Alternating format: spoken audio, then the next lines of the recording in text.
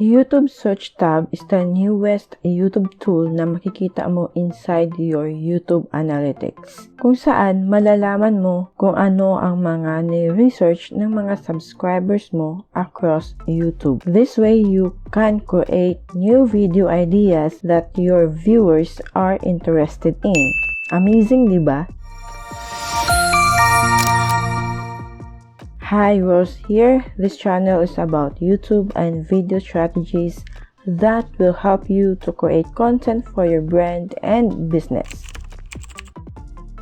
How to view your research report? Log into your YouTube account, click your profile. On the left side menu, click the Analytics button. From the top menu, select Research tab. Enter the search term or topic in the search bar to get started. And then, makikita mo itong mga search term. Para ma-save mo ito, click Save.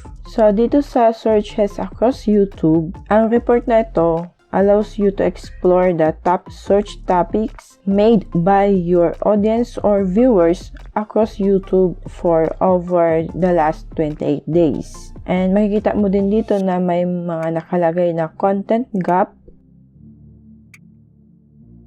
and the search volume rank from high, medium, and low. But sa search term ko na video editing, wala siyang search volume na medium and low.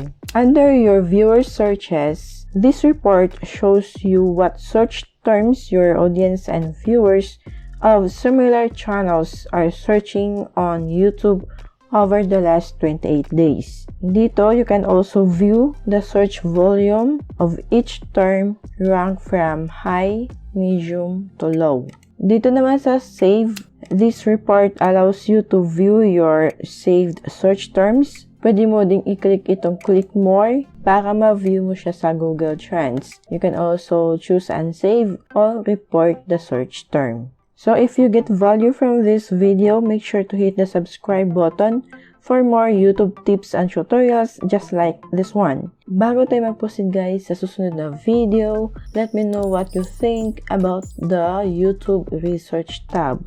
Ngayong alam mo na kung paano gamitin ang YouTube Research bar, make sure to watch my next video about the YouTube settings that you need to fix right now.